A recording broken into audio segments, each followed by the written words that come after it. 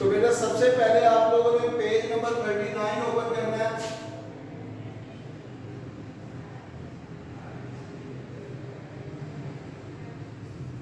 Page number 39 open करना है आप लोगों ने, और यहाँ पे आपके पास एक टॉपिक है मेमोरी एंड डेटा स्टोरेज।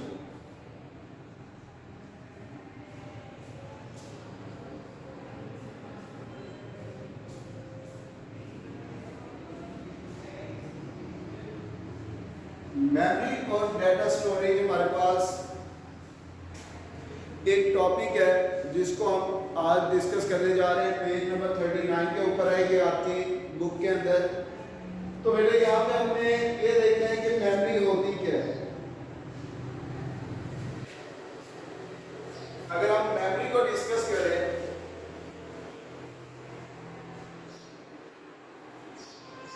तो ये एनी फिजिकल डिवाइस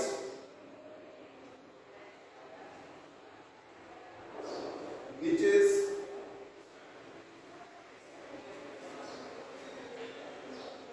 या हम इसको सिंपल अगर देखें तो एक ऐसी physical device which can store data।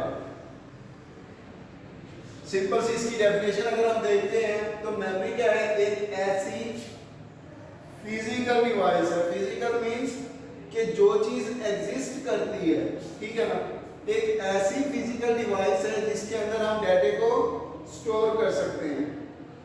अब फिर इसकी फर्दर टाइप्स आ जाती है मेमोरी की, टाइप्स ऑफ मेमोरी। तो बेटा अगर हम मेमोरी की टाइप्स की बात करते हैं तो हमारे पास यहाँ पे दो तरह की मेमोरी होती है। एक को हम कहते हैं वोलेटाइल मेमोरी और सेकंड को नॉन वोलेटाइल।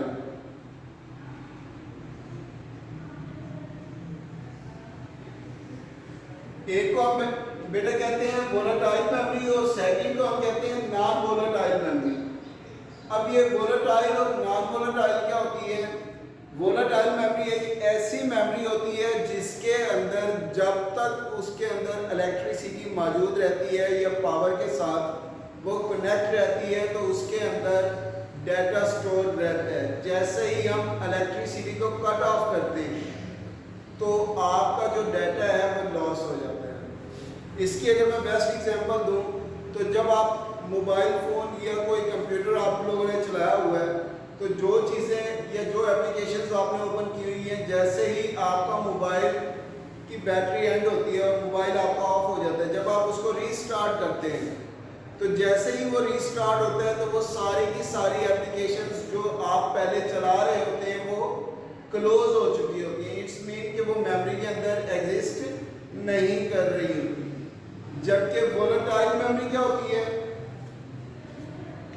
वोलेटाइल मेमोरी ऐसी मेमोरी होती है जो कि अगर आपके पास इलेक्ट्रिसिटी कट ऑफ भी हो जाती है, लेट्स सपोज आपने अपने मोबाइल के अंदर या कंप्यूटर के अंदर कुछ एप्लीकेशंस डाउनलोड की हुई हैं, उसके अंदर आपने सेव की हुई है, तो चाहे आपका मोबाइल रिस्टार्ट हो, ऑफ हो जाए, आप उसको दोबारा से ऑन करें या आपके मोबाइल की बैटरी ख़त्म हो जाती है, जैसे ही आप रिचार्ज उसको दोबारा से चार्ज करते हैं तो जब आप उसको ऑन करेंगे तो उसके अंदर वो सारा का सारा डाटा एग्जिस्ट करता है। मींस के बैटरी के डिस्कनेक्ट होने से या बैटरी के एंड होने से या पावर के डिस्कनेक्ट होने से आपका जो डाटा है वो लॉस नहीं हुआ। तो इट्स मीन इस टाइप की मेमोरी कौन सी होगी आपके पास? नॉन वोलेटाइल मेमोरी होगी। जो चीज़ आपकी कंप्यूटर के अंदर परमानेंटली आप चीज़ों को सेव करेगी वो वोलेटाइल मेमोरी होगी। अब अगर इसकी एग्जांपल देखें तो आप लोगों ने सीडी ड्राइव्स देखी होंगी, सीडी डिस्क, वो भी क्या है? वो वोलेटाइल मेमोरी नहीं है बल्कि नॉन वोलेटाइल मेमोरी है कि आप उसको जितने अरसे बाद भी चलाते हैं, मीन्स कि अगर उसकी फिजिकल कंडीशन ठीक है तो आप उसको जितने अरसे बाद चलाएं उसके अंदर डाटा एग्जिस्ट करता है। इसी तरह आप अगर यूज़ कर रहे हैं कोई ऐसी डिवाइस, लेट्स सपोज आपने कंप्यूटर रखा हुआ है, कुछ बहुत अर्सा पुराना आपके पास तो 10-12 साल पहले आपने जो उसके अंदर चीज़ें सेव की थी, अगर आपने वो डिलीट नहीं की तो 10-12 साल चाहे वो बिल्कुल ऑफ रखा रहे, जब आप उसको नेक्स्ट ऑन करेंगे तो उसके अंदर डाटा मौजूद होगा। तो वो किस बेस पे मौजूद होगा? क्योंकि वो नॉन वोलेटाइल मेमोरी के अंदर सेव है। ठीक है ना? इसके अलावा आप डेली बेसिस पे जो चीज़ें यूज़ करते हैं, लेट्स सपोज आप यूज़ करते हैं फ्लैश ड्राइव। ठीक है ना? तो फ्लैश ड्राइव क्या होती है? एक ऐसी ड्राइव है जो कि नॉन वोलेटाइल डिवाइस है, फिजिकल डिवाइस है, जिसके अंदर आप डाटे को सेव करते हैं। इसको अगर मैं फर्दर एक्सप्लेन करूं,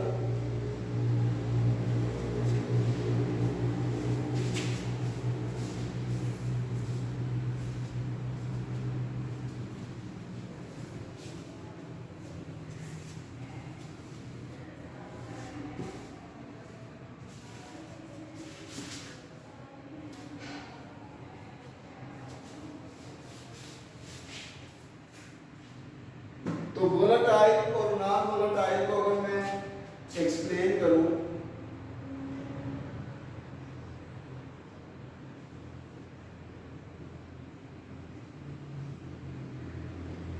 वोलेटाइल मेमोरी क्या होती है? एक ऐसी device,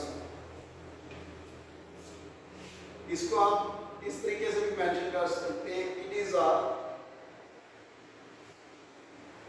primary storage device.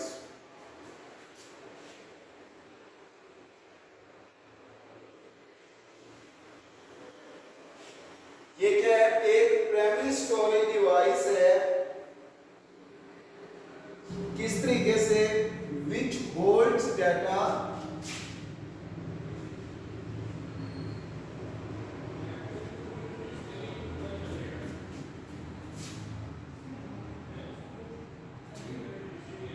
as well as it is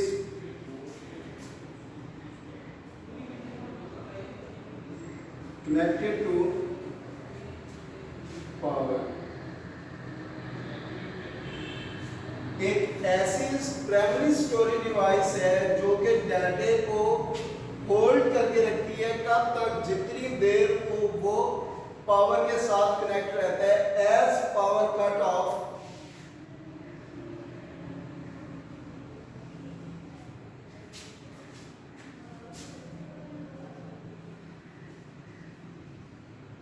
जैसे ही पावर कट ऑफ होती है, it loose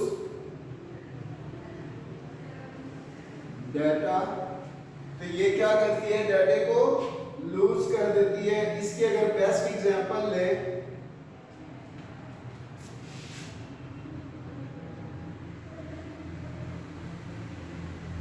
example of volatile memory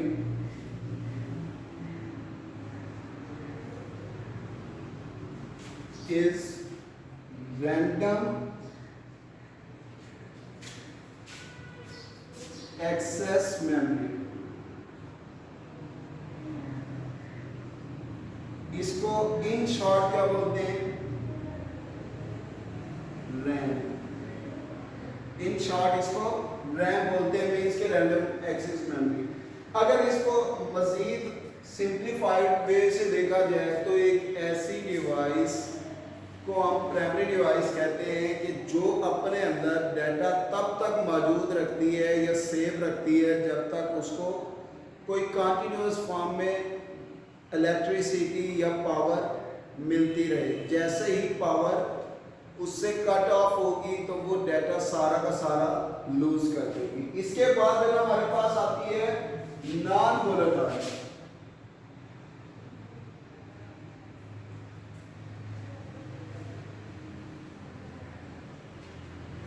इसको हम वोलेटाइल को प्राइमरी स्टोरेज कहते हैं, जबकि non volatile it is said to B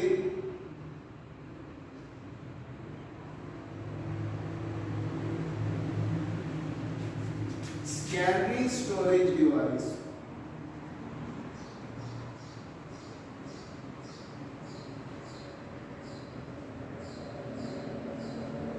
इसको सेकेंडरी स्टोरेज डिवाइस कहते हैं। किस तरह सेकेंडरी स्टोरेज डिवाइस कहते हैं?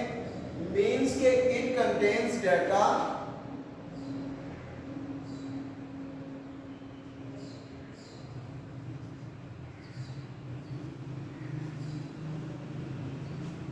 it contains data as well as या फिर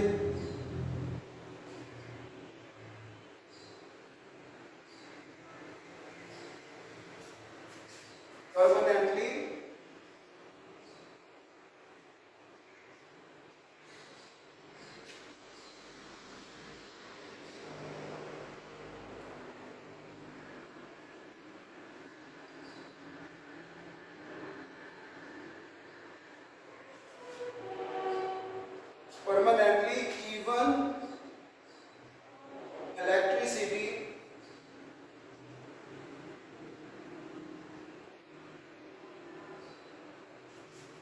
or power cut off। तो ये अपने अंदर डाटा को परमानेंटली स्टोर करती है, इवन के इसकी इलेक्ट्रिसिटी कट ऑफ कर दी जाए। एग्जांपल अगर हम इसकी देखें, example of volatile non volatile,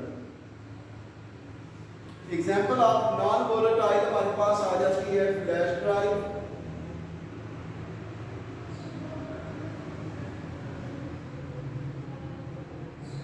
हमारी हार्ड डिस्क,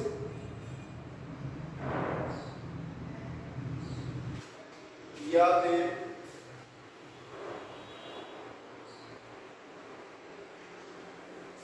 क्या आ सकती है हमारे पास डिस्क ड्राइव।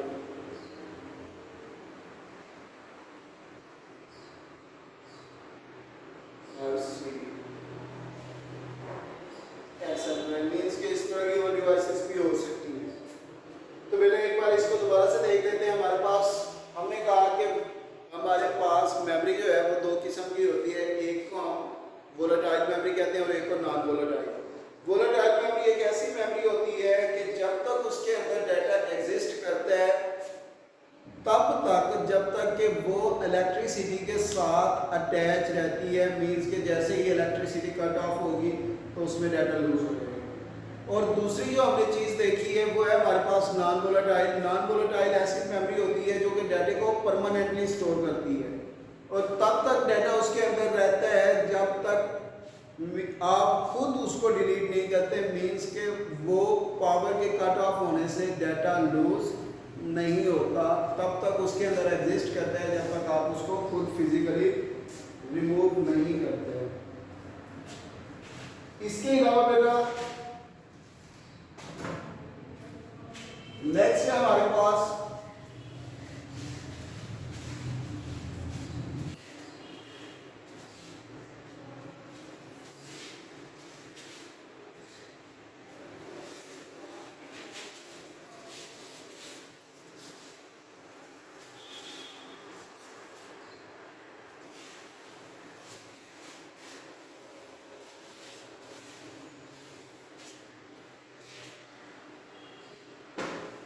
Page number 40।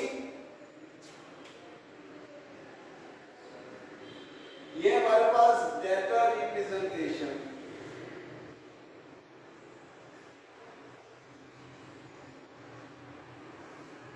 कि हम डाटा को रिप्रेजेंट किस तरीके से कर सकते हैं।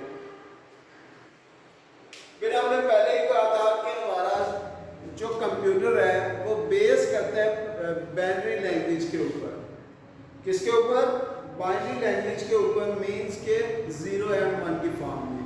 तो डेफिनेटली जब एक चीज बाइनरी लैंग्वेज के अंदर बेस करती है तो उसका जो डाटा स्टोर होगा वो भी किसके अंदर सेव होगा? बाइनरी लैंग्वेज के अंदर सेव होगा। तो यहां पे अगर मैं कहूं कि data store in computer in binary form,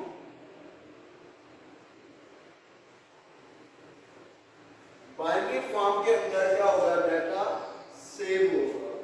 और दूसरा, अब ये डाटा किस तरह का हो सकता है, डाटा में भी किस तरह का हो सकता है,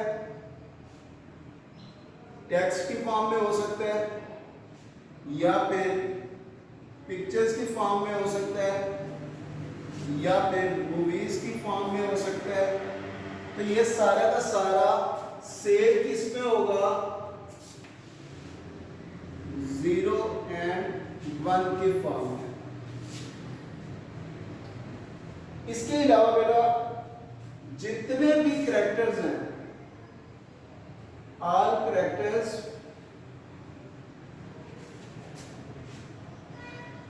ऑन द कीबोर्ड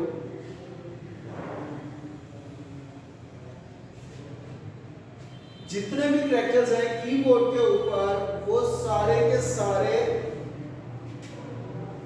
एसोसिएट हैं,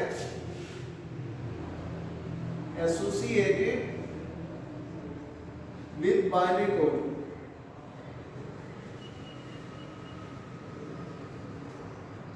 वो सारे के सारे बाइनरी कोड के साथ एसोसिएटेड होते हैं। अब वो बाइनरी कोड के साथ किस तरीके से एसोसिएटेड होते हैं, वो इस तरीके से एसोसिएटेड होते हैं कि जो भी आपके कीबोर्ड के ऊपर, लेट्स सपोज मैं कहता हूं स्मॉल a, ठीक है ना, तो इसके अगेंस्ट क्या होगा, एक आस्की कोड होगा। वो आस्की कोड किस में कन्वर्ट होगा, ये क्या है, एक आस्की कोड है और ये कन्वर्ट होगा बाइनरी फॉर्म के अंदर, ठीक है ना। तो इसको बाइनरी के अंदर कन्वर्ट कर दिया जाएगा। तो जितने भी कैरेक्टर है, चाहे वो स्टैरिक है, डेल का साइन है, एस्केप की है, एरो की है, जितने भी इसके सैंपल्स हैं वो सारे के सारे एसोसिएट होंगे बाइनरी कोड के साथ, जिनको हम क्या कहते हैं, आस्की कोड्स कहते हैं, जिनको आस्की कोड कहते हैं। आस्की क्या है हमारे पास,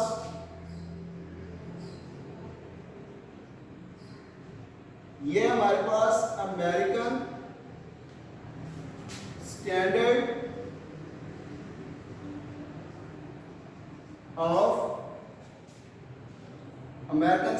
code of information interchange. American standard code of information interchange, ये कोड किस लिए बनाया गया था, एक स्टैंडर्ड बनाया गया था थ्रू आउट द वर्ल्ड, कि जहां पे भी हम पूरी दुनिया के अंदर कोई मैसेज भेजते हैं, कोई डॉक्यूमेंट भेजते हैं या कोई फाइल भेजते हैं, तो वो थ्रू आउट द वर्ल्ड उसका मीनिंग सेम होना चाहिए। लेट्स सपोज कि अगर मैं कहता हूं कि मैंने भेजना है, एक वर्ड भेजना है पाकिस्तान,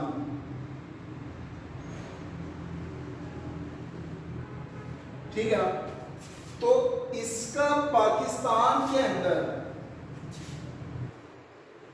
हमने एक कोड डेवलप किया हुआ है। वो कोड लेट्स सपोज 100111101, ठीक है ना। तो हमने इसको जब कन्वर्ट किया तो ये कोड हमारे पास ये आया, लेकिन जब ये कोड ट्रांसफर हुआ कहां पे,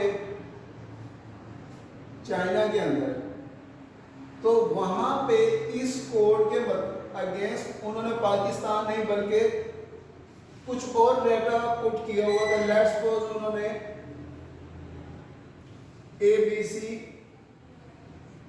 कुछ डाटा इस तरीके से इस कोड के अगेंस्ट रखा हुआ है। तो मींस कि हमारी तो इंफॉर्मेशन लूज हो गई, जो हमने डाटा भेजा था वो डाटा वहां पे पहुंचा ही नहीं है। तो इस वजह से American standard code of information interchange ये क्या किया गया था, इंट्रोड्यूस किया गया था, ताकि पूरी दुनिया में एक ही स्टैंडर्ड हो। जो चीज आप भेज रहे हैं, जो कोड आप भेज रहे हैं, पूरी दुनिया में उसका मतलब सेम ही हो जो कि भेजने वाले का है, ठीक है ना। अब इसकी एग्जांपल अगर हम देखें तो लेट्स सपोज हमारे पास एक आस्की कोड है और दूसरा हमारे पास उसका साइन है या करैक्टर है।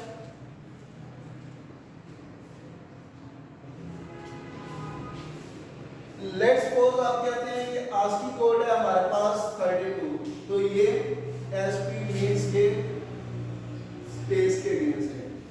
स्पेस के लिए वो 32 उसका बाइनरी को आस्की कोड लेगा और इसको दोबारा से कन्वर्ट करेगा बाइनरी कोड के अंदर।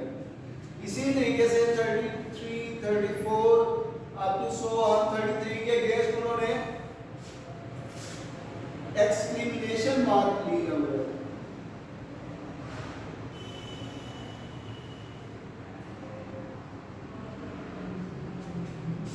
थर्टी थ्री के अगेंस्ट उन्होंने क्या लिया हुआ है?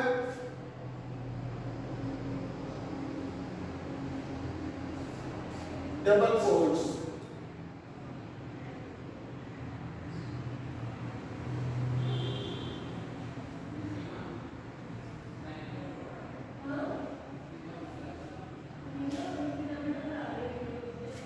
ठीक है ना? तो इसी तरीके से अगर हम काउंटिंग की बात करते हैं तो 48 से ये 0, 49 पे 1 होगा अप टू सो ऑन, 9 पे ये हमारे पास 57 पे 9। तो बेटा ये पूरा का पूरा टेबल दिया गया है आपके पास पेज नंबर 41 एंड 42।